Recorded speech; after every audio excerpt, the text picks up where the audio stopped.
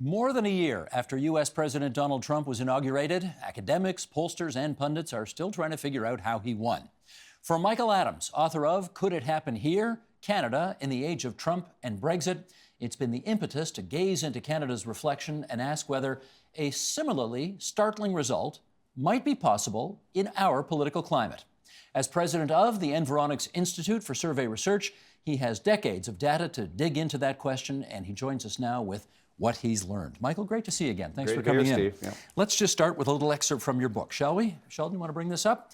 Could Canadians suddenly find themselves seized by the rage-fueled politics of exclusion and enthralled by a tough guy autocrat? I suppose anything is possible. But if we go beyond the fleeting politics of the day and look more closely at those underlying values, the answer becomes clear.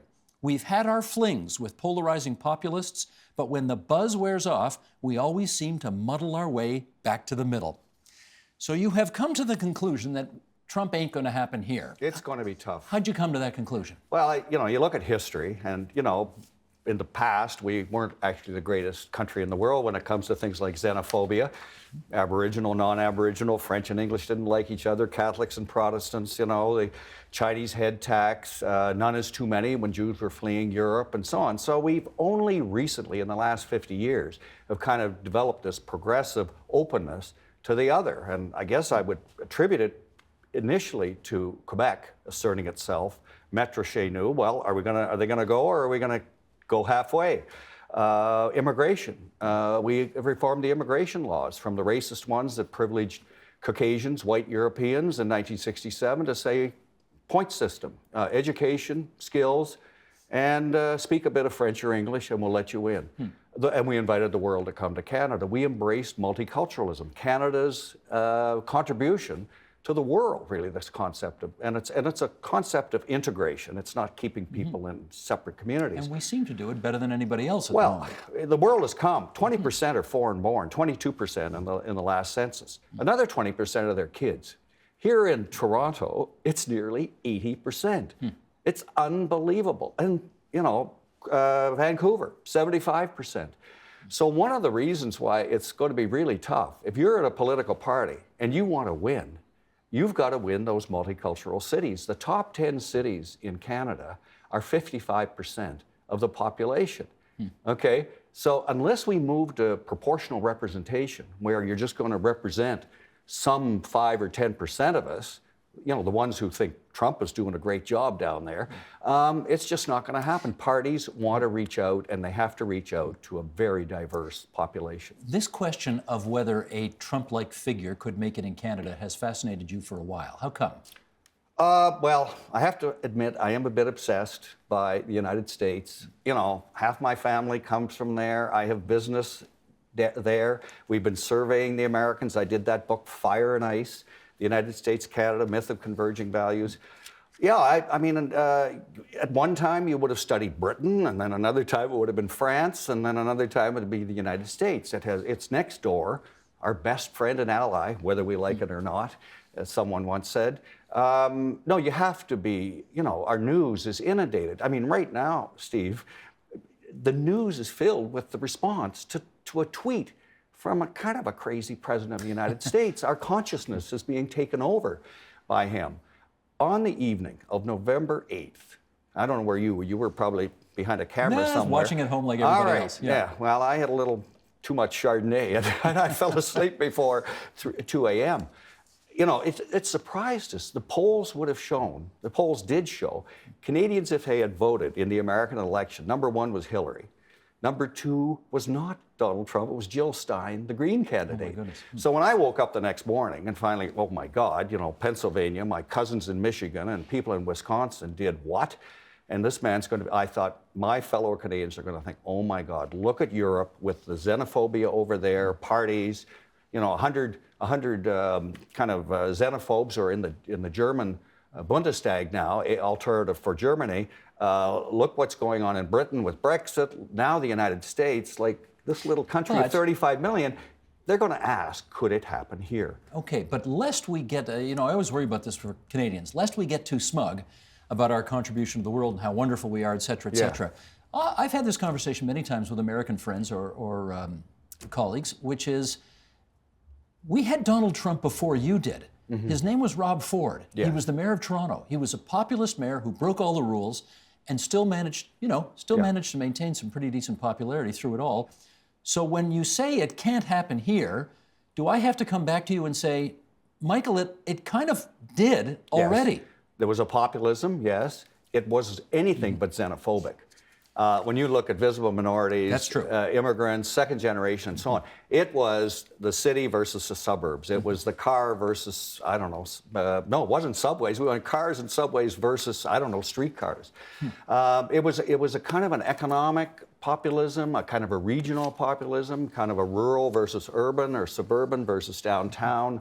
You know, the sophisticated elites downtown who didn't really give a damn about the garbage piling up in our parks during a garbage strike where people were arguing about things like, I don't know, sick days or something. So, no, we've had that kind of populism, an anti-government or an anti-elite populism throughout our history. We've had social credit, we've had CCF, in Quebec we've had a populist party. But the thing is, we tend to, the political system, the way our culture kind of works, is such that it brings us back in the middle because we want to go halfway in order to have political peace and political success in this country. Well, you do speak to this in your book. Well, actually, this is Doug Saunders in the Globe and Mail. Canada's most dramatic recent triumph of Trump-style politics occurred in Toronto, where nearly half the city's voters, and Toronto has more voters than most provinces do, cast a ballot for a wealthy, unpredictable, populist, anti-immigration, anti-elite, racist-mouthed guy named Rob Ford in 2010, and a third voted for his movement in 2014. Many note the similarities between the late mayor and the current president, which raises the question of whether or not you think Doug Ford can capture this lightning in a bottle and potentially bring this coalition back together for a bid at the Ontario PC party leadership. If they're going to write off, again, 75 to 80% of us are first or second generation. If you even pick on one group, the others kind of wake up and say, well, we could be next.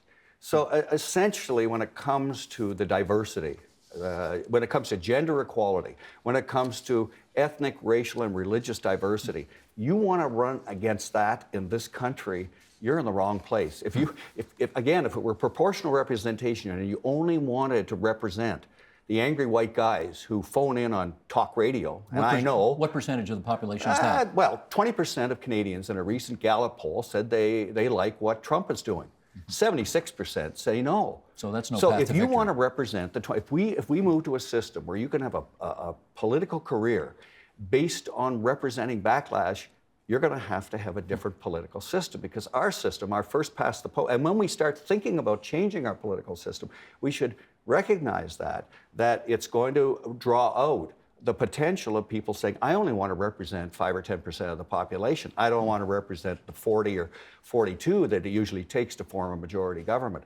So I would say, given the system that we've got, given the parliamentary system, given the number of immigrants and second generation, given the number of visible minorities, we're way beyond the ability of a party to actually garner the kind of support that would ever put you in government. You cannot have a sexist, racist, xenophobic party and hope to govern this country. Not in the year 2018. I think for what it's worth, Patrick Brown agreed with you, which is why he tried to move the PC party back to its more traditional red Tory roots. Right, and he peeled in running for leader. And of course, if they're going to do the same thing with everybody signing up and there's hundreds of thousands of people voting for them, let me tell you, there's going to be a lot of diversity in that party in choosing their next leader, should they use the method that they did the last time. And that's you're going to see again this, even, we have 46 foreign-born members of parliament in Canada.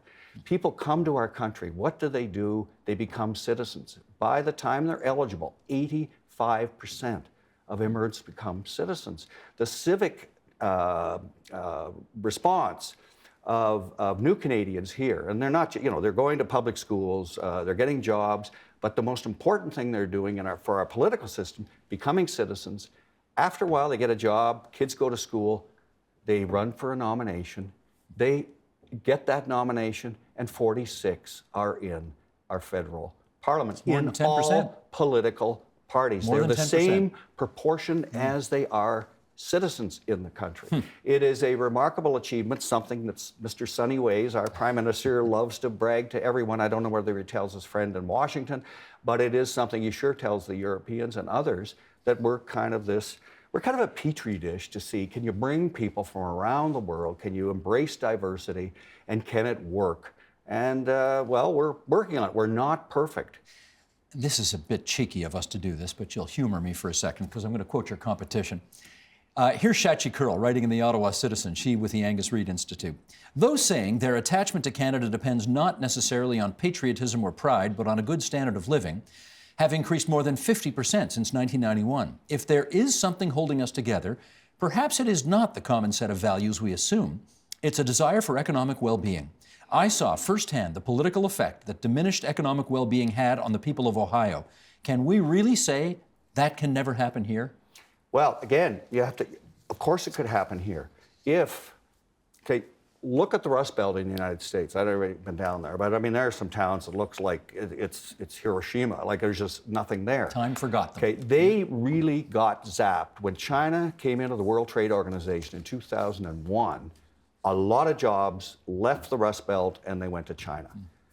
We lost some. We actually lost more as a result of the free trade agreement with the Americans.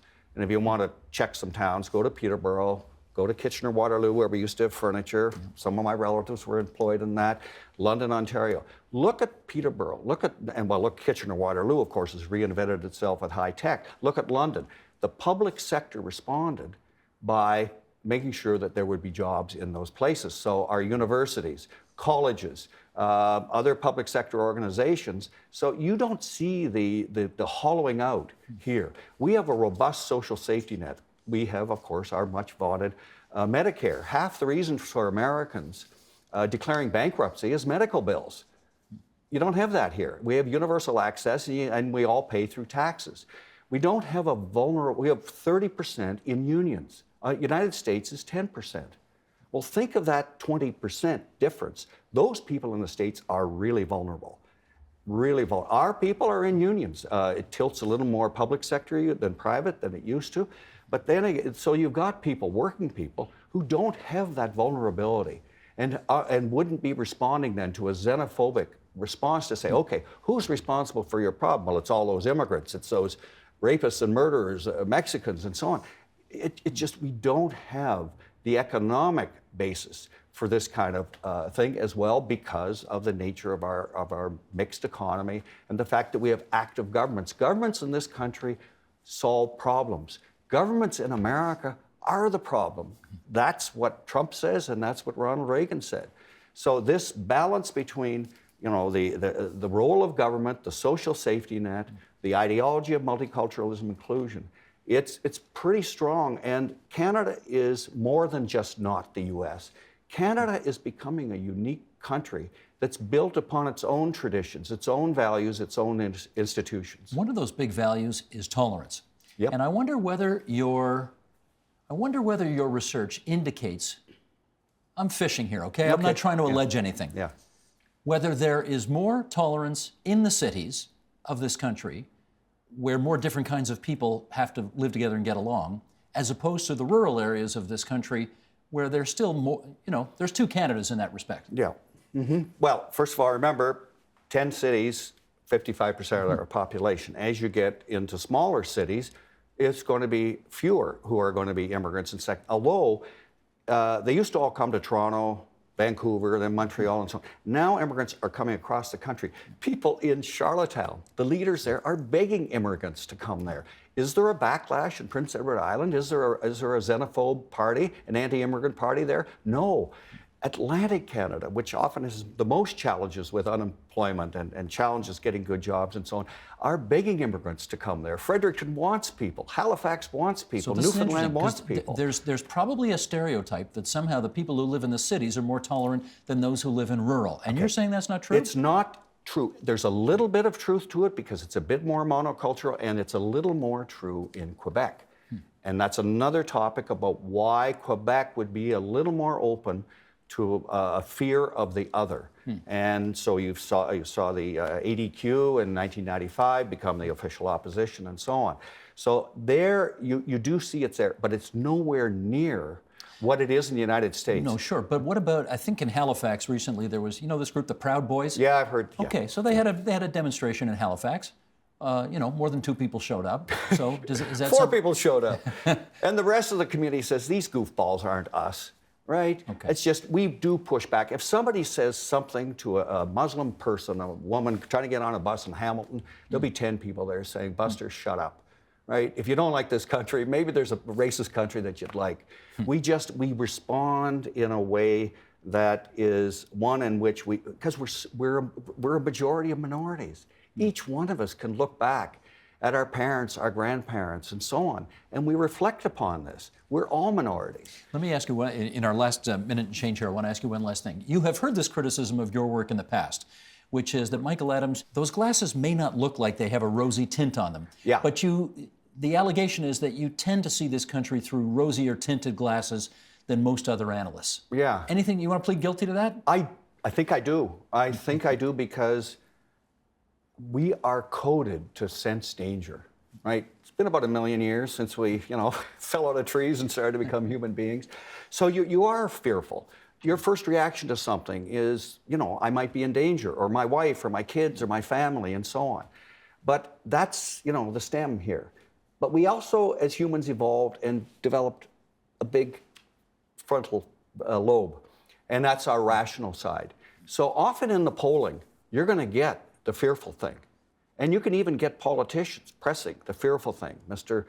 Harper did it in the last election, barbaric cultural practices, and and Kelly Leach with her, values test and all of this sort of thing. And the first people say, yeah, that's a good idea, until they start thinking about it, until they go to work, until they go to school. And actually, you know what happens? Reasonable accommodation. People work it out. And so, yes, I think because the news, if it bleeds, it leads, because all the news is going to be bad stuff. When Adams goes and does his research, he tries to put this in historical perspective, demographic perspective. And let me tell you, I'm not all that optimistic about some aspects of Canada. I think we're going to be some time before we actually find a way to find reconciliation with the Aboriginal people. And when we poll Canadians on this, they're split 50-50. And that 50 is the majority in a lot of places. That would suggest we have to do a little better than just muddle through that. We have to do better than muddle through. We have to empathize better, and the future there is education and it's economic opportunity. And we're only, actually, it's been 400 or 500 years that Europeans have been here. We're only now facing the truth and trying to figure out what reconciliation is. So perfect, this unlikely utopia that we are, we've got a long way to go, and we need to remain eternally vigilant to the populist backlashes, and I think we will, and we need to stand up when we think people go too far. I think this is the experiment. This is the petri dish. Can we do it? The world knows about Canada. Immigrants come here knowing we're different from other places, and they're expecting this, and that's why they want to integrate into the place. That's why they want to become citizens and get elected. Sorry about those rose-colored glasses. Maybe it's time that I updated them and got some dark summer glasses. I say what I do in my book, Steve, because the data tells me this. I look for patterns, and I welcome people who see other patterns, and Let the debate and continue. then we can debate, yes, respectfully. As Canadians do. Yes. All this and more in Could It Happen Here? Canada in the Age of Trump and Brexit. Michael Adams, great to see you again. Thanks so much. Thank you, Steve. Thank you. The Agenda with Steve Paikin is brought to you by the Chartered Professional Accountants of Ontario, helping businesses stay on the right side of change with strategic thinking, insightful decisions, and business leadership. Are you on the right side of change? Ask an Ontario CPA.